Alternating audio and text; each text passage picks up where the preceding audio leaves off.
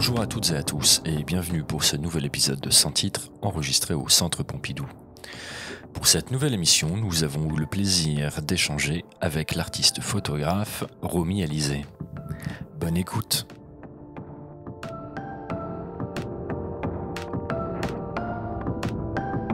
Donc Romy, tu es principalement connue comme artiste photographe, mais pas que, puisque tes productions se déploient à travers le cinéma, la performance, l'écriture.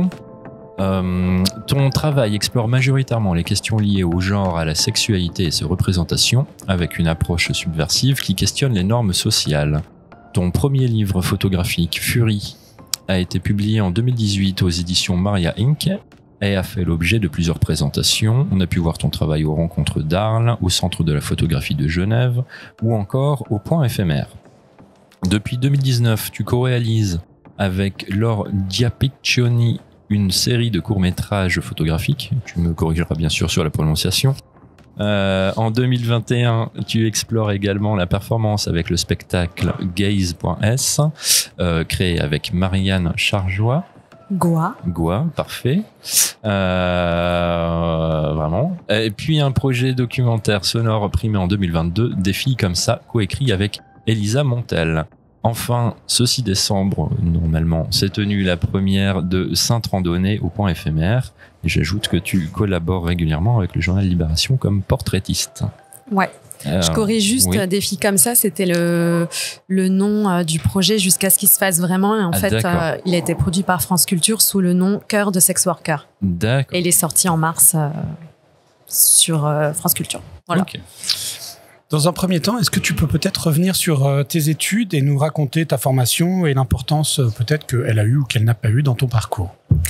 Alors formation, moi je dis souvent que je suis artiste autodidacte parce qu'en fait j'ai pas fait d'études d'art. J'ai été refusée aux écoles que j'ai tentées, mais que j'ai tentées dans tous les cas sur le tard. Donc entre mes 18 et mes 20 ans, je suis allée à la fac de lettres à Nantes, une fac que j'ai assez vite désertée. Et ensuite je suis venue à Paris à 20 ans pour chercher quelque chose à faire. Et moi je voulais faire de l'art, mais donc je me suis dit être actrice ça pourrait être pas mal. Et donc je suis venue faire une école de cours privés de théâtre. École que j'ai faite pendant 2 ans, qui a suivi par 2 autres années d'école plus acting, donc avec une autre approche du jeu. Et en fait, pendant ces 4 années que j'ai quand même passé à étudier le jeu, j'étais modèle photo. Donc c'est par là qu'en fait s'est construite ma pratique. Et ensuite, à un moment... je crois que c'était en 2015, je me suis dit peut-être que je peux candidater à quelques écoles de beaux-arts parce que je commençais à avoir quand même une petite production photographique. En tout cas, j'avais une certaine production. Et j'ai tenté à Nantes, Paris et Lyon. J'ai été refusée aux 3. Et ensuite... à un moment, j'ai un peu lâché sur les écoles potentielles. J'ai tenté la résidence de la Fémis il y a quelques années, où là j'étais repêchable, mais voilà, j'ai pas été prise finalement. Et c'est tout. Et du coup, les premiers pas que tu fais un petit peu de manière professionnelle, dans le milieu, tu dis que t'es modèle, tu commences à avoir une production. Comment tu commences à présenter ton travail du coup? Comment ça se passe? Sur Facebook à l'époque. En fait, je faisais pas mal de photos dans un milieu qu'un milieu un peu sombre des modèles et photographes où il y a beaucoup de nus et beaucoup de nus assez stéréotypés, mais pas que. Et en fait, moi, j'ai le moment où, disons qu'à l'époque, il y avait plusieurs modèles qui commençaient à faire des images elles-mêmes. Et donc, à un moment, moi, je l'ai fait. Donc, le premier public, en fait, c'est ce milieu-là. Le milieu des photographes et modèles. En fait, c'est assez caractéristique. C'est quelque chose, là. Tu décris quelque chose. À l'époque, c'était quelque chose. Je l'ai complètement fui à un moment. Depuis maintenant 10 ans, je dirais. Mais ça a été le premier public. Donc, en fait, c'était marrant. Je montrais mes photos aux photographes pour qui j'avais posé. Et c'est venu, en fait, petit à petit, une forme de petite validation par ces personnes-là, qui a fait que j'ai montré assez vite sur donc c'était Facebook à l'époque des images. On pouvait montrer des nus encore à l'époque, donc je les postais. Et je me souviens d'un événement organisé par un collectif plutôt lié au cinéma queer, il me semble, qui organisait une espèce de petit concours photo. J'avais soumis une photo Elle avait été primée par Émilie Jouvet, qui était une réalisatrice et photographe lesbienne, avec qui j'avais envie de travailler aussi à l'époque. Donc pour moi, c'était un peu l'espèce de truc de j'ai 2-3 validations, je vais continuer. Et donc ça a continué comme ça. Mon travail, je l'ai fait éditer dans un fanzine. C'était autoproduit d'ailleurs. Donc en fait, je suis presque plus passée par ces milieux très souterrains. Ouais. Avant d'arriver à là maintenant, mais toujours de manière. Oui, ça a commencé, comme tu dis, un peu en autodidacte et très DIY finalement, dans une approche comme ça. Ouais. Et c'est-à-dire qu'avant de faire du modèle, etc., toi, t'as pas de désir spécialement formel de travailler la photographie pour la photographie? Non, pas la. C'est quelque chose qui apparaît au fil de l'eau dans ce. En fait, c'est pas si clair. C'est que à la fois, j'ai pas du tout le truc de on m'a offert un appareil photo quand j'étais petite et puis il s'est passé ça. Par contre, j'étais obsédée par les photos en tant qu'objet à regarder. J'avais des fresques dans ma chambre. Je passais tous mes week-ends à découper des magazines donc de mode, de cinéma ou de stars. Et j'avais quand même un truc avec ça, quoi. Donc, à la fois collectionneuse d'images parce que ça me ramenait à la rêverie. Pour moi, c'était mes stars préférées représentées. C'était je collectionnais les jeux de photos de films sur eBay. Donc, j'avais quand même une passion de l'image, mais jamais je me suis dit je pourrais être photographe. En l'autrice. Mais c'est vraiment un truc lié au genre, quoi. C'est-à-dire que c'était même pas une idée. C'est-à-dire que la seule possibilité, c'était sur le devant de la scène. Donc, pour moi, il faut être actrice pour rentrer dans ce milieu. Il faut être celle qui est filmée, regardée, d'où modèle photo, parce que actrice, c'est plus compliqué quand on n'est pas déjà réseauté. Donc ouais, ça passe par là, dans mon cas. Non, je peux vous raconter une anecdote sur mes premières photos conscientes. Par pitié. Ouais. Donc je crois que j'ai à peu près 7 ans. Je suis au concert de Laurie à La Roche-sur-Yon et ma mère m'a offert un appareil photo jetable pour que je fasse toutes les photos que je veux. J'attends Laurie pendant 1 heure. Je braque mon bras sur elle. Je fais clic, clic, clic, clic et je rentre. On développe les photos au Super U du coin et je me rends compte que le flash n'a jamais été activé. Et donc, il n'y a aucune photo à récupérer. Je pense que c'est ça le coup du flash dans mon travail, très très présent. C'est cet acte manqué de ma jeunesse. Parce qu'à un moment, on m'a demandé c'est quoi ta première photo et je disais à 24 ans. Et je me dis non, pas du tout. J'ai voulu photographier une star petite, quoi. Voilà. D'accord. Le geste fondateur. C'est ça. On t'arrive sur Paris. C'est avec le projet de faire des cours d'acting, etc. Ouais, c'est ça.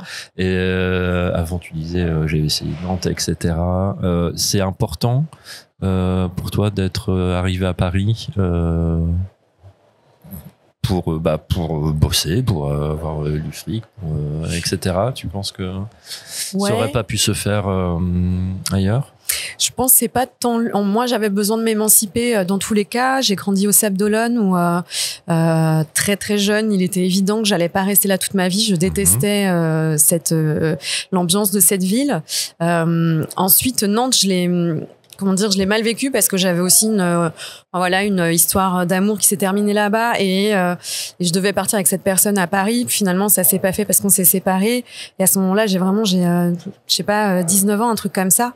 Et je me dis, mais j'aimerais quand même pouvoir aller à Paris, sauf que financièrement, c'est impossible. Je demande à ma mère, elle me dit, non, c'est pas possible. Et là, mes grands-parents décèdent, mais quasiment le même mois.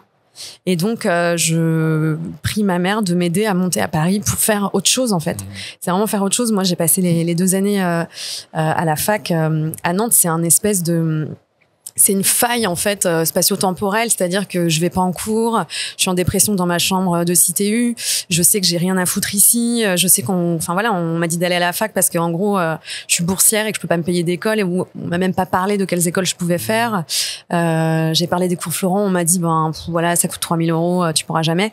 Et donc, je prends ce signe malheureux du destin pour un... Ouais, en tout cas, j'y vais et oui, je vois Paris comme en tout cas un endroit où je peux presque redémarrer de zéro et rêver à un peu plus grand que ce à quoi on me promettait. D'accord. Aujourd'hui, où est-ce que tu produis? Est-ce que tu as un espace, un atelier dans Paris ou est-ce que tu produis chez toi? Comment ça se passe Ça. Beaucoup, quasiment que à Paris. Ouais. Beaucoup chez moi jusqu'à il y a très peu de temps. Après, j'ai un atelier, mais c'est plutôt pour travailler. Enfin, c'est comme un bureau. Je produis pas là-bas. Et après, j'ai finalement maintenant peu de raisons de produire à la maison. Parce que les photos, il y en a de moins en moins, ou quand il y en a, j'ai beaucoup produit en montagne. Je suis bête, je devrais le dire. Ça fait 2 ans là que je travaille sur la montagne, donc de fait, je fais beaucoup d'images à la montagne. Et à Paris, les commandes, tout ça, c'est chez les gens, c'est ailleurs. Voilà, je fais pas de studio ou choses comme ça. Peut-être on peut l'aborder, mais c'est quoi ta source principale de revenus aujourd'hui? Alors pendant 9 ans, en fait, j'avais un job de vendeuse le samedi dimanche, je travaillais. Ça me permettait de faire mes projets autour. Et puis, je suis au chômage de ce travail-là depuis 3 ans. Il s'arrête bientôt. Et donc, c'est un bon petit complément, quoi. C'est pas du tout un SMIC, mais je compte surtout sur ça. Et après, j'ai quelques revenus d'artiste-auteur en complément, et puis la presse de temps en temps, mais c'est moins qu'avant. Donc là, je m'apprête à dans 4 mois, je pense qu'il va falloir réfléchir à ce que je fais. Donc je me demande dans quel genre de café j'ai envie d'aller travailler. Voilà, parce qu'avant j'étais aussi travailleuse du sexe, donc pareil, c'était un bon complément, mais comme pour moi ça c'était fini, j'aimerais bien pas revenir au job que j'avais avant. Quand tu bosses en montagne, comment ça se passe? T'es en résidence et c'est quoi qui t'amène là-bas?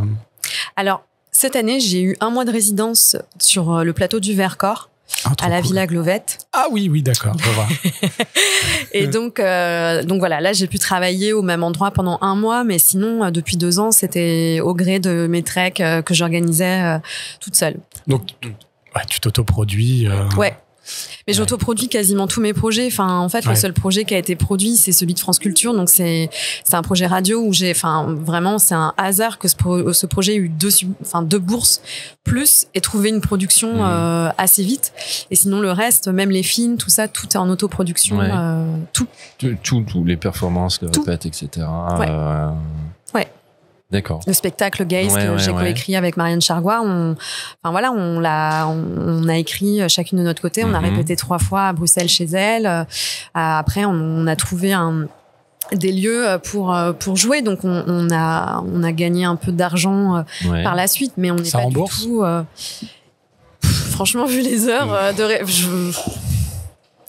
jamais vraiment, en fait, parce que quand t'as 3 jours pour monter un spectacle dans un lieu qui sera pas le lieu final, tu peux pas tester non plus. Non, on est toujours en économie précaire, toujours. Je suis tellement habituée à ça que même aller à la montagne et me dire je fais mes photos tout en faisant une journée de 7 heures de marche avec des gens, je sais pas, j'essaie toujours de faire en sorte que les choses puissent se faire.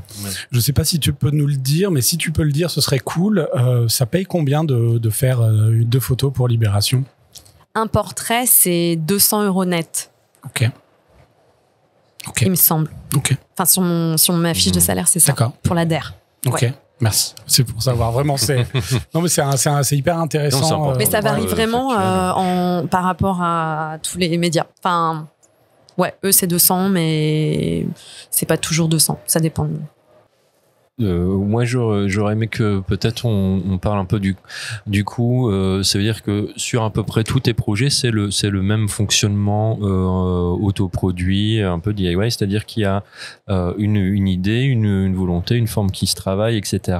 Et après, vaille que vaille, on se débrouille pour le faire exister et puis pour après trouver des lieux de diffusion, c'est comme ça ou alors non, ça dépend en fait. Les chemins déjà, ce qui est peut-être particulier dans mon cas, c'est qu'il y a tellement de médiums qui sont pas inscrits dans le même champ que tout est un peu différent. Par exemple, pour les films, avoir des subventions du CNC ou même une région pour du court-métrage, c'est super long. Donc en fait, avec Laure Giapiconi, déjà on savait pas trop faire, on n'avait pas fait de film, donc faire des dossiers, trouver une prod, c'était même pas le sujet.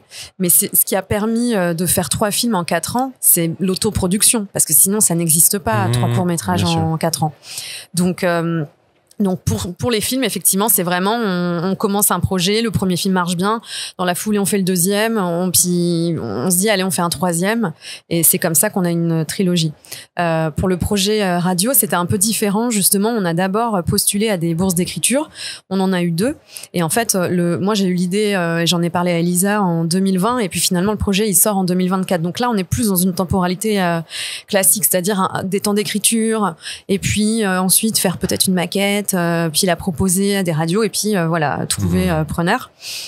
Après les projets photos, donc c'est vrai que moi j'ai toujours fait, j'étais dans le faire en permanence quoi.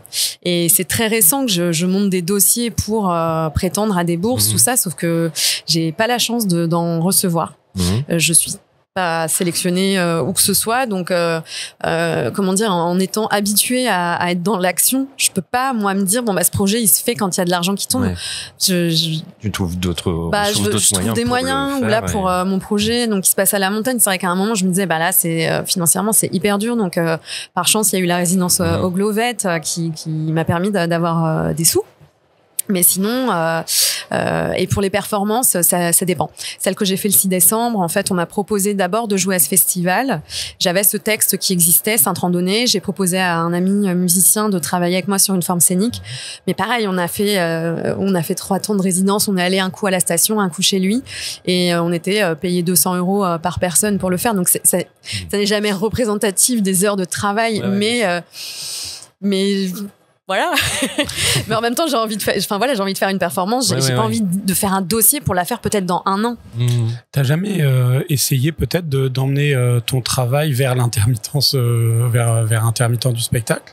Parce qu'il y a pas mal d'artistes, plutôt d'artistes numériques d'ailleurs, qui font de la perf et puis qui arrivent à faire des heures d'intermittence. Tu t'es pas là très récemment, en ayant justement rencontré un petit peu plus de gens, même à l'atelier où je suis, qui s'appelle Oléonie, des personnes qui étaient un peu sur des trucs radio et en même temps qui écrivent et qui du coup font de la perf, parce qu'à un moment c'est un moyen aussi de faire circuler leurs textes. Et c'est pour ça moi que j'ai dit oui aussi à cette date de performance, c'est que j'ai envie de déjà d'acter que je fais ça, parce qu'avec le spectacle Gaze, en fait, c'est vrai que c'est trop bête. Ça aurait pu être transformé en heure d'intermittence. En même temps, j'avais pas forcément d'exemples de personnes qui le faisaient, pas forcément de ressources et puis moi, je me suis pas dit. On m'a dit tu factures. Oui, on facture et basta quoi. Donc chez moi, les choses arrivent toujours sur le tard. Donc ce sujet arrive aussi sur le tard, mais c'est aussi parce que pendant longtemps, moi j'avais ce job alimentaire de vendeuse qui faisait que forcément je me posais un peu moins de questions. J'étais moins stressée de l'argent puisque je savais que j'avais ce truc tous les mois quoi. Ouais. Est-ce que tu peux nous raconter comment apparaît un sujet de travail pour toi? L'épiphanie, le moment où tu dis tiens, c'est de ça dont j'ai envie de parler. J'ai l'impression que les sujets sont un peu toujours les mêmes et ils viennent peut-être d'expériences personnelles ou de trucs. Et t'as pas une méthodologie quand tu commences un nouveau travail, je sais rien, tu vas d'abord sur Internet, tu regardes ce qui se passe, tu regardes d'autres artistes qui traitent le même sujet. Au contraire, tu regardes surtout pas. Est-ce que t'as un processus, un protocole? Non, j'ai pas de processus moi. Mais tout est un peu mélangé. C'est-à-dire que, par exemple, là, la montagne, c'est le sujet de tout ce sur quoi je travaille. C'est le même sujet. Okay. Ça vient l'épiphanie, c'est moi en rando qui me dit, j'ai l'appel des montagnes. Il y a l'appel de Dieu, moi j'ai l'appel des montagnes. Je marche pendant 1 an et demi, puis après je me dis, mais en fait, peut-être c'est un sujet de travail, quoi. Peut-être c'est pas juste un hobby. Et donc là, effectivement, il y a un peu de recherche sur des liens. Ça, c'est vrai que je l'ai fait pour la montagne, mais avant. Pas vraiment, pas de façon méthodologique en fait, pas consciemment. Mais là pour la montagne, effectivement, j'ai fait ça, de rassembler un petit peu, des choses que je voyais. Déjà, je me suis mise à lire tout ce qu'il y avait sur la montagne, à regarder tous les films documentaires qui existaient ou films tout court, parce que j'avais besoin de me nourrir de ça. Mais c'était pas vraiment dans l'optique de me dire ok, ça existe, moi je vais pouvoir faire ça. Mais quand même cette question elle irrigue un peu toutes les recherches, même si peut-être maintenant je serais un peu plus organisée, mais comment dire, encore une fois selon les médiums ça change beaucoup. Peut-être en photo je me dis que je vois pas assez de choses, Et donc, je cherche peut-être un peu moins. Sur le cinéma, comme j'y vais beaucoup, je suis peut-être un peu plus dans les réseaux de cinéma, même court-métrage. Je vois ce qui se fait plus facilement. En radio, pareil, comme j'écoute plus de choses. En écriture, c'est pareil, comme je lis beaucoup. Donc, en fait, je suis toujours en train de m'informer, quoi. Quelles sont tes inspirations? Et en fait, là, alors, je te lis toute la question et tu vois après. Hein. Ah mon Dieu. Quelles sont tes inspirations? Point d'interrogation. Influence, consciente ou non, effet de mode, comment tu te positionnes par rapport à l'environnement créatif? C'est Marceau qui a écrit cette question. Moi, je la trouve pas ouf. Inspiration, je sais pas. Les gens autour de moi, ce que font mes amis, mes grandes questions existentielles. Après, j'ai quand même passé 10 ans de ma vie à travailler sur des questions liées au corps, la sexualité, tout ça, qui était vraiment lié à ma vie, mon expérience de jeune femme qui voulait faire du porno, etc. Donc, ça m'a amené à des milieux. Donc, ça, à chaque fois, tout ce que je voyais, tout ce à quoi j'assistais, tout ce que j'expérimentais, me déclenchait des nouvelles idées, des façons de faire. Comment t'arrives à faire ce livre avec Maria, du coup? Alors, c'est Maria Inc., mais Maria la maison édition, oui, la maison d'édition, tu veux dire. Tout à fait, oui. On s'est rencontrés parce que j'avais posé pour Émilie Allard à l'époque, donc ça date un peu. Et à un moment, elle m'a proposé de faire un livre quand je commençais à montrer un peu plus de photos de mon travail. Donc ça, le livre est sorti en 2018, donc on a dû en parler un an avant. Et je me rappelle avoir été très surprise qu'un livre puisse se faire, parce que encore une fois, moi j'étais vraiment dans ce truc de je fais des images et puis je les mets gratuitement sur internet et puis un jour je serai actrice et je ferai un film. Enfin, c'était toujours pas très sérieux, quoi. Sérieux sans être sérieux. Et les décisions au sein du livre, parce qu'il y a plein de... Alors, je suis vraiment trop con, j'aurais dû l'amener pour que tu me le signes, mais moi, je l'avais acheté quand vous l'aviez sorti. Et il y a si mon souvenir est bon, il y a un petit livre dans le livre, il y a une enveloppe, enfin, il y a plein de choses, il y a un façonnage avec un rond, enfin, il y a pas mal de choses alors que c'est on va dire plutôt un petit livre très simple, et en même temps, il se passe plein de choses. Comment sont prises ces décisions-là? Elles viennent d'où, les idées? C'est l'éditeur qui arrive avec ça, toi t'acceptes? C'est au contraire une envie commune? Comment ça se passe? Je crois qu'on avait pas mal discuté. Alors après, me souvenir de tout, je sais plus. Je sais que l'idée du rond sur la couverture, c'était un autre ami photographe qui me l'avait soumise. Un soir, on discutait, ce que je disais, on a quand même ce truc de couverture où on a envie de mettre cette photo. En même temps, comme c'est sexuellement explicite, c'est clair que c'est la merde. Et je sais que on m'avait soumis aussi des couvertures du graphiste. Et moi, j'aimais rien. Mais c'était évident que j'aimais pas, quoi. Donc j'avais dit non, mais ça c'est pas possible. Et donc à un moment, j'en avais parlé à cette amie qui m'a dit peut-être tiens, un machin comme ça avec un rond. Et puis donc j'ai soumis, on a remodifié cette idée. Et voilà. Et après sur les goodies, les choses comme ça, parce qu'on a aussi fait une édition, enfin une boîte avec une pellicule, des bas, tout ça. Moi j'aime bien les objets, et ça marchait bien aussi par rapport à peut-être à l'époque à ce qu'on pouvait imaginer lié au fétichisme. Qui sont plus trop des choses là qui me feraient marrer. C'est-à-dire que là, je crois que je mettrais pas des bas portés dans avec mon prochain livre, enfin un objet si perso, mais à l'époque ça faisait sens aussi parce que je vendais mes culottes, des choses comme ça. Donc en fait, finalement, ça allait. Tout était assez poreux, quoi. Tu le referais pas de la même manière? Ce livre-là? Si. Enfin, c'est-à-dire, je sais pas, je me pose même pas cette question de comment refaire. Non, je sais pas, moi. Non, mais je le regarde et je me dis, voilà, le livre est comme ça. Alors, quand je vois les bas, parce qu'il reste un coffret, c'est vrai que je me dis, c'est quand même bizarre. Je me suis fait chier à les porter, puis je me disais, ça sent même plus, mais bon, c'est pas grave. Mais en même temps, comme je sais qu'il y a vraiment des sortes d'admirateurs qui sont très contents d'avoir ça comme objet, quoi, que il y a un vrai, comment dire, un mythe autour de l'artiste femme qui fait en plus ce genre de photos, et donc récupérer un objet porté, ça a une vraie valeur, et finalement je pense que c'était un bon choix sur le moment, ouais. Et justement, je vais te poser un peu la question, comment ça s'est passé justement la collaboration avec le graphiste. Tu disais que t'aimais pas trop, t'as quelque chose à raconter de ça ou pas? Non, pas grand chose. En plus, nous on veut que tu dises du mal. Hein. Voilà, on verra. C'est toi qui vois. Non, il y avait pas de, comment dire, déjà il parlait pas français, il parlait espagnol. Moi, je comprenais pas tout, donc Émilie, elle traduisait. Après, je m'étais juste permis de dire, pour moi, c'est vrai qu'en voyant les propositions de couverture, j'avais eu une espèce de, ah mon Dieu, mais si ça ressemble à ça, c'est pas possible, quoi. Donc, on avait quand même un peu fouillé pour trouver une idée. Moi, je voulais un truc marrant, et en même temps, comme je suis pas graphiste et que j'avais pas 1000 livres, je sais pas, 1000 références. J'étais un peu, je pense, en attente, quoi, qu'il y ait une idée de dingue pour ce bouquin. Donc après, mais je le regarde. Je sais pas, j'ai pas trop tendance à me dire comment j'aurais pu ou quoi. Ou même mes photos d'avant, je les trouve toutes super et pas super. En mode, c'est du génie. C'est que je les replace. Oui, à une le époque. travail existe. Et voilà. Ouais. Et après, ça veut pas dire que, en plus, ça peut pas refaire l'objet d'un, tu vois, de. Tiens, ça veut dire qu'il y a pas des boulots que t'as fait, que t'as un peu envie de foutre sous le tapis. Je pense que c'est plus des trucs d'écriture, en fait. Je pense les premiers textes, des choses. Ouais. Peut-être ça, peut-être moins, mais non, je sais pas, j'ai un peu de la tendresse pour la personne que j'étais, et même quand je vois des espèces de bouts de dossiers.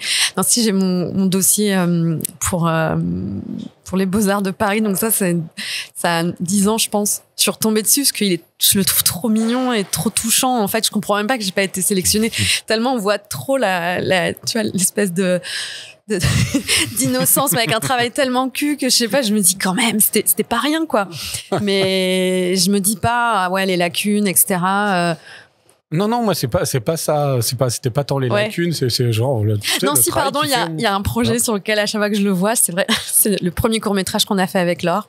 On l'a revu il y a pas longtemps et je me suis dit, il est pas si mal, en fait, mais il y a une période où dès qu'il passait dans des projections, j'étais un peu comme ça. Je fais, putain, il y a un problème de rythme. Pourquoi il se passe rien, là? C'est quoi cette photo mal retouchée? Enfin, là, j'avoue, sur les films, je suis peut-être un peu plus, plus exigeante. Ouais. Ton travail a donc été présenté aux Rencontres d'Arles. À la nuit de l'année, hein. Comme tu dis, à un moment, tu as pu dire, j'étais peut-être aussi en quête de légitimité ou autre, etc. J'ai pas fait d'études officielles, entre guillemets, dans l'art. Est-ce que avoir son boulot qui arrive dans des institutions comme les Rencontres d'Art, le Point éphémère, etc., est-ce que ça change quelque chose après dans ta façon d'aborder les travaux suivants, de te présenter? Est-ce que ça rapporte vraiment tant la visibilité qu'on y espérait ou pas? Est-ce que ça rapporte du fric indirectement? Enfin, est-ce que ça change quelque chose vraiment dans ta disposition par rapport à ton travail? Alors, je pense que quand même, ça change quelque chose de très personnel, surtout. Ouais. C'est-à-dire que moi, avoir mon nom quand même dans le programme de Arles, même si c'est à la nuit de l'année et que c'est un peu pour tous les gens qui émergent, je sais pas, il y a une espèce de proposition, mais on me l'a proposé 15 jours avant quand même. Donc, j'ai dû faire ce film en 2 secondes et demie, en me disant tout le monde va le voir, donc en plus méga pression, mais un peu payé. Enfin, bref. Moi, j'ai quand même retenu, les gens des Rencontres d'Arles connaissent mon travail et connaissent mon nom. Pour moi, c'était quand même assez énorme parce que sinon, c'était toujours la galère. Donc, ça a changé quelque chose au niveau de la confiance. Savoir que quand même, comme le contenu de mon travail est sexuellement explicite, c'est très fréquent, c'était très fréquent que j'ai des espèces soit de non-réaction, des réactions parfois assez méprisantes, des réactions qui balayent parce que c'est trop ci, c'est trop ça. Et en fait, quand on fait un travail comme le mien, on sait jamais si les gens sont honnêtes, c'est-à-dire ils jugent le travail en tant que travail ou s'il y a une question de morale derrière. Donc forcément, moi je navigue dans le flou. Et comme je suis pas passée par la case école où pour le coup j'aurais pu avoir ces échanges permanents avec des profs qui sont des échanges quand même. C'est-à-dire que des gens voient votre travail et peuvent vous aider. Moi c'était le flou total. Donc aussi une confiance toujours super fragile. Donc, le moment où Arles me propose, oui, ça change quelque chose à cet endroit-là. Après, la visibilité, je crois ou peut-être la légitimité, elle est venue pas mal avec Libé, mine de rien. alors que ça n'a rien à voir, parce que d'un coup, je fais des portraits, je fais quasiment que des portraits en couleur, qui est pas du tout... dans ton esthétique on me reconnaît, enfin voilà. habituelle. Et en même temps, beaucoup de gens me disent, ah oui, photographe pour Libé, tout ça, machin. Et donc après, Libé, ça a été un vrai tampon, quoi. Je sais pas comment dire. Un validateur. Ouais, vraiment. Ouais, peut-être parce que les gens se disent Libé, il y a des photographes, enfin c'est très photo, il y a beaucoup de photos et donc mine de rien ça légitime. Donc je dirais que Libé a plus aidé quelque part que les rencontres d'art, parce que sinon des petites choses comme ça j'en ai eu, mais je sens qu'à chaque fois c'est jamais suffisant pour qu'il y ait une vraie considération de mon travail. Et c'est pas pour dire je me plains et tout machin, mais en fait quand même un parcours autodidacte avec le travail que je fais, faut se rendre à l'évidence, c'est-à-dire que c'est vraiment en s'accrochant et en ayant toujours des petits plans B que ça peut un jour éventuellement fonctionner. Sinon moi enfin, il y a rien qui repose sur rien. C'est-à-dire, quand on dit former à, je dis former à au terrain. Mais donc en fait, toujours, tu vois, la question de la légitimité, elle existe dès le premier moment où je monte mes photos, quoi. Est-ce qu'on peut parler du point de vue extérieur? Où est-ce que tu le trouves? Est-ce que tu as besoin d'un point de vue extérieur sur ton travail? Et où est-ce que tu le trouves, du coup? Mes amis proches, beaucoup de photographes. Une de mes meilleures amies, Bérangère Fromont, qui doit nous regarder actuellement. Bonjour Bérangère. À des époques, vraiment, je pense que je lui envoyais fréquemment des photos. Après, ça dépend. Une amie galeriste aussi qui regarde, qui suit de loin et de moins loin, des fois. Et voilà, pour la partie photo, en tout cas. Ouais. D'accord. Bérangère, que j'aimerais bien qu'on invite un jour, d'ailleurs. Qui était présenté à Paris Photo dans la galerie Cédric Bacqueville. C'est ça. Ouais, je vais regarder ça. Donc Bérangère. Non, mais donc sur les regards extérieurs, et puis j'ai participé l'année dernière c'était des rendez-vous avec des pros uniquement pour les femmes photographes. Je sais plus comment ça s'appelait, mais bref, il fallait. C'est la fille de la photo. Ouais, c'est ça, qui organisait. Donc là, j'avais pu montrer mon travail à 2 personnes. C'était intéressant parce que alors il y a une des 2 personnes c'était plutôt pour la partie édition, je cherchais une maison d'édition pour mon prochain livre, et l'autre personne c'était une galeriste à qui C'était qui? C'était la galerie les filles du Calvaire, à qui en fait j'avais montré mon travail en disant j'ai l'impression qu'il y a une espèce de plafond de verre par rapport aux images mêmes. Est-ce que je me trompe? Est-ce qu'il y a quelque chose? Et donc, on avait regardé ensemble et elle m'avait dit très honnêtement, est-ce que tu vois ça en galerie? Je dis, non, je vois rarement ça. Mais voilà. Elle me dit, tu comprends que c'est, oui, c'est sûr que ça bloque. C'est sûr. Et c'était l'époque où j'avais été prise à la Villa Perrochon, à la résidence de création. Et elle m'avait dit, tu vois, voilà, là-bas, il y a quelqu'un qui, effectivement, c'est pas peut se permettre, mais en tout cas, ose et va mettre en avant ce genre de travail. Elle me dit, mais c'est pas le cas de tout le monde. Et elle m'avait conseillé de travailler sur autre chose aussi, en me disant, ce travail-là, il va pas disparaître, peut-être qu'on y reviendra. Mais effectivement, c'est quelque chose qui bloque, quoi. Et en fait, c'était à la fois assez dur parce que c'était tout ce que j'avais sous la main à ce moment-là. Ouais. Et en même temps, ça avait le mérite de quand même, honnête. Ouais, puis confirmer. Moi, je me disais, mais est-ce que je suis parano? En fait, juste peut-être ce travail est pourri, et c'est pour ça qu'il n'y a pas du tout de répondant. Et donc son retour m'a été utile. Ouais. T'en fais beaucoup des lectures de portfolio? Non. Non. J'ai loupé l'année dernière au fil de la photo, je voulais le faire, mais j'étais pas là. Mais sinon, je trouve que ça peut être assez chouette. Là, comme j'avais aussi rien de nouveau, ça avait pas forcément de sens. Et là, je commence à constituer un peu, je commence à avoir un corpus d'images assez intéressant pour mon prochain projet. Donc là, je l'ai montré à une amie qui travaille pour une revue qui s'appelle Gaze il y a pas très longtemps, il y a 3 jours, justement pour commencer à défricher, et aussi parce qu'elle a bien vu que j'étais assez nulle en editing, tout ça. Donc on a commencé à regarder, c'était bien. Et est-ce que tu as envie d'être... Alors, je sais pas, est-ce que tu es représenté en galerie? Non. Du coup, non. Est-ce que tu as envie de l'être? Ouais. Ouais. Pourquoi? Pour vivre des ventes, ou pour que le travail avance aussi un peu sans toi? Les deux. Les deux? Ouais. Parce qu'en fait, j'ai l'impression qu'il y a que dans la photographie où ça pourrait vraiment être accompagné, mon travail. Le reste, ce sera toujours hyper compliqué. Et c'est vrai que je me dis que j'aimerais bien ne pas refaire carrière dans la vente de cosmétiques. Tu vois. Je continue un peu à rêver. Mais, si tu on veux en que je parle précise, aussi avec Bérangère, tu vois, qui justement quand... Le Saint Graal, pour moi, c'est pas être représenté en galerie. Le Saint Graal, c'est d'avoir des subventions, d'être soutenu à un moment financièrement pour la production de mon travail. Le Saint Graal, c'est de la bonne caillasse, de la moula, max pour te soutenir tes projets. Et, déjà pour pouvoir les faire. Parce que quand même, il y a un moment où on tire sur la corde, même. Moi, je peux continuer à faire des choses, etc. Mais essayer de suivre les règles du jeu à vie, si ça marche jamais, à un moment, ça peut devenir difficile, quoi. Oui. Donc, peut-être que c'est pas être représenté en galerie, mais en tout cas, à un moment, il faut qu'il se dessine quelque chose qui me permet d'être un peu moins dans l'anxiété et dans le DIY. Ça te stresse, là? Ah ouais. Ouais.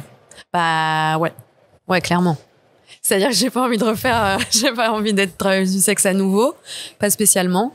C'est tout con, mais même pour des trucs d'avenir, quoi. Je vois bien que tout ce que j'ai fait n'a pas mené à ce que je sois là à 35 ans, en capacité je sais pas, moi même juste d'avoir un appartement avec une chambre, quoi. Même, je dis pas que je rêve d'être propriétaire, mais je me dis, en tout cas, j'ai rien fait qui me permette de l'être. Donc, ça va, je ne veux pas d'enfants, j'ai pas de voiture. Bon, j'aime juste faire de la randonnée. Donc, heureusement, tout concorde. Mais t'imagines si j'avais des envies de faire un gosse et tout, là. Mais c'est pas possible avec ce que je gagne là. Moi, là, c'est le stress total, quoi. Et j'ai pas de bouée familiale derrière. Donc, y a rien. Y a rien. C'est important d'en parler de ça. Et en même temps, paradoxalement, j'aurais pu m'arranger pour avoir un truc plus rémunérateur à côté, genre artiste, mais en même temps bosser dans une boîte et tout. Et donc, j'ai fait aussi que des choix qui n'allaient que vers la précarité. Mais bon, après, ça s'explique par des trucs aussi très personnels. Pourquoi je tente les beaux-arts à 25 ans et pas à 18 ? C'est une question d'éducation, dans quel milieu on... tout s'explique, quoi. C'est évident, oui. Qu'est-ce que j'allais dire? Moi, sur cette question, souhait de voir son travail en galerie et le retour que tu as eu, qui est quand même globalement, ces images-là, c'est chaud en galerie. Si on n'a pas, c'est qu'il y a une raison, c'est que ça se vend pas, clairement. C'est entre les lignes ce qui s'est dit. Est-ce que toi, du coup, c'est un truc de morale ou de censure, quoi. Mais du coup, quelle est ta position ou ta réaction face à cet équilibre entre ce que tu as fondamentalement envie de faire et de donner comme forme et comme représentation, comme esthétique, etc. Et puis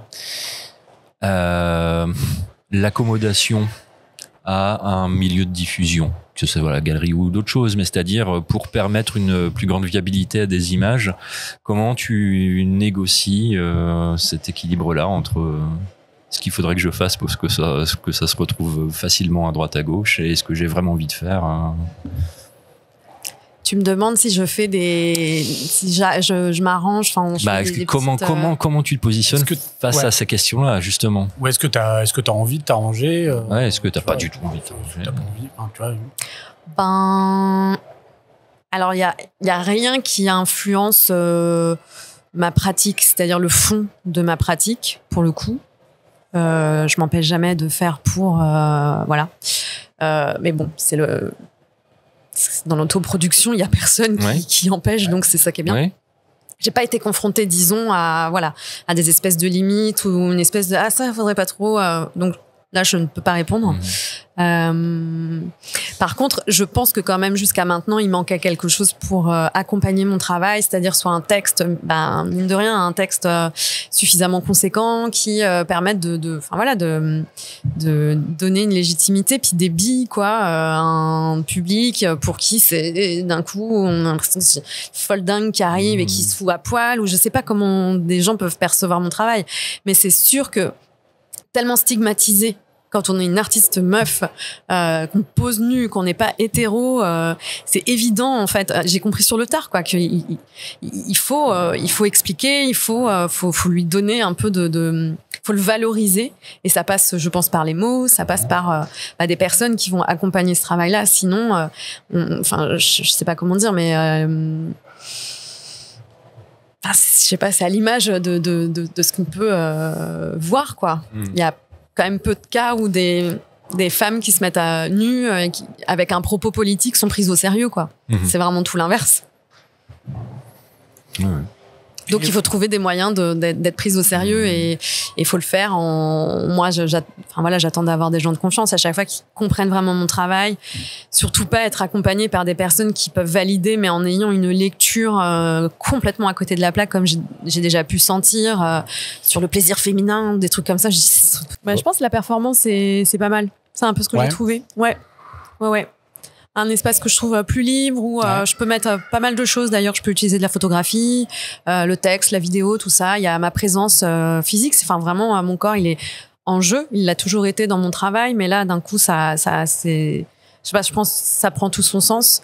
Et d'ailleurs, c'est des retours qu'on a pu me faire, de me dire mais le fait que tu sois performeuse, on comprend un peu mieux. Je sais pas, je fais de la performance depuis longtemps en fait, mais c'est vrai que c'était, je sais pas, c'est très récent aussi, le festival dans lequel là j'ai joué, peut-être plus connecté au réseau performance, poésie, etc. Et d'un coup, ça donne une clé de compréhension pour l'entièreté de mon travail, tout ce qui existe avant. Et ton rapport avec les commissaires d'expo et les lieux, comment ça se passe? Pas de relation. Pas de relation. Non, j'ai même l'expérience pour dire. Non, mais je sais pas, peut-être pardon, je l'ai mal formulé. Est-ce que t'as des envies, justement? Est-ce que tu essaies de contacter des gens? Alors j'en ai rencontré, ouais. Même une commissaire d'expo, jeune commissaire d'expo qui est une copine, et j'ai pu aussi parler moi de ma difficulté à trouver un peu un endroit dans lequel montrer mon travail, parce que justement trop d'années dans les milieux souterrains, donc pas du tout les codes, et en même temps avec forcément beaucoup de, comment dire, pas de méfiance envers les codes, mais certains trucs je me dis non mais en fait je peux pas, genre il y a des textes d'artistes qui accompagnent, ou des œuvres, ou même pour des recherches de résidence, des fois où je me dis mais c'est des copier-coller ces textes, je suis incapable d'écrire ça, je peux pas quoi, je sens qu'il y a des mots à dire pour cocher, mais tu penses tu penses vraiment qu'il y a des mots-clés qui sont... Ouais. Des fois vraiment je lis des textes et j'avoue je me marre seule en me disant bon là quand même vraiment quels seraient ces mots-clés? Il y a tout un formatage quand même de ce genre de texte, non?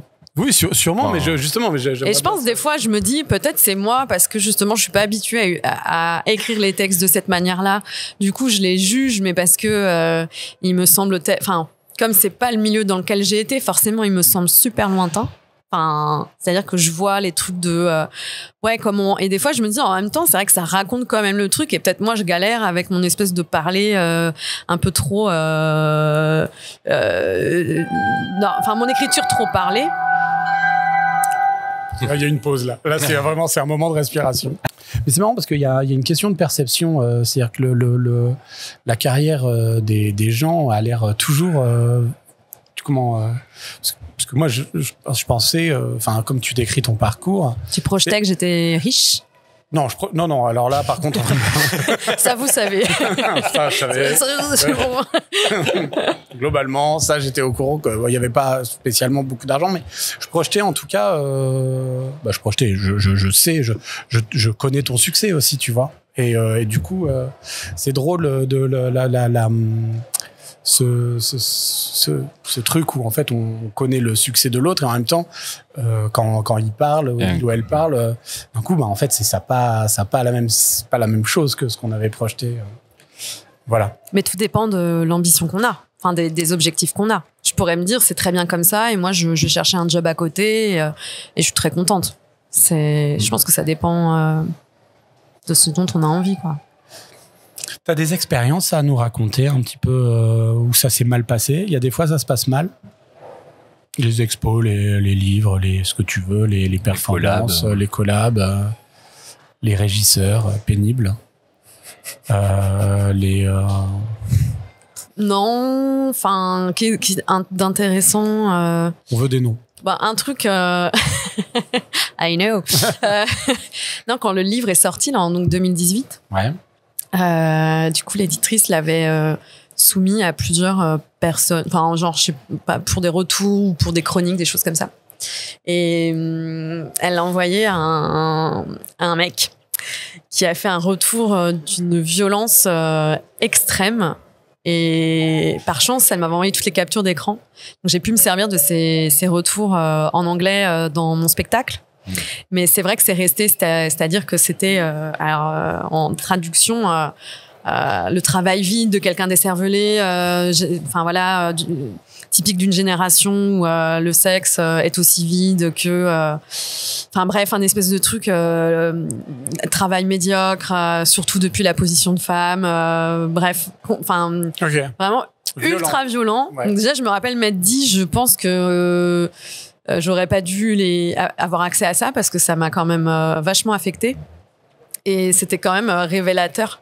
En fait, moi, ça a été un outil pour essayer de déceler par la suite les espèces de sensations des fois que je pouvais avoir de est-ce que cette personne ne valide pas mon travail ou est-ce qu'elle a un vrai problème de mépris parce que elle pense que je suis une pute, quoi. C'est-à-dire juste je fais ce travail-là pour me montrer et point barre, il n'y a pas de réflexion derrière, quoi. Donc ça, c'est comme une espèce de non-expérience, mais qui m'a été racontée et donc qui a quand même été majeur. D'accord. Ouais. Ok, merci. Mais on peut pas finir sur ça. Hein. Ah ouais, non, on va pas. Justement, attends, on va finir sur les réseaux. Et on m'a fait 1 minute comme ça. Alors. Donc du coup, si on veut te soutenir, on te suit sur les réseaux, on te suit sur Instagram, on va sur Facebook. Comment on fait ? Sur Instagram, il y a aussi un lien. Vous pouvez cliquer et ça renvoie un lien pour s'abonner à ma newsletter où j'écris souvent des petites choses intéressantes. Il y a un an, j'ai écrit sur le portrait de presse depuis la place de photographe militante. Parce qu'on me demandait pourquoi je photographiais quelqu'un qui a écrit, qui a chanté Sale pute, en l'occurrence Orelsan. Donc des fois j'ai des pistes de réflexion et j'écris des choses. Ok, super. Ouais. Eh bien, Romy Alizé, merci beaucoup. Merci beaucoup. À vous. Merci beaucoup pour votre écoute. Vous pourrez retrouver toutes les informations, travaux et actualités de Romy sur son site romyalizé.fr ainsi que sur son compte Instagram @romyxalizé. Comme d'habitude, un grand merci au Centre Pompidou qui nous accueille et nous soutient dans ce projet. Merci à Cyril Lecomte et ses équipes à la vidéo et au son. Un grand merci à Paul Kermarek qui s'occupe du montage de tous nos épisodes. Merci également à Olivier Schloberg pour le générique et l'identité sonore de son titre. Vous pourrez retrouver toutes nos émissions et interviews passées sur YouTube et Spotify @sentitre.cast. Suivez-nous sur Instagram @sentitre.cast. Vous y retrouverez toutes les futures informations concernant nos prochaines émissions et invités. C'était Thibaut Brunet et Marceau Truffaut. Bisous.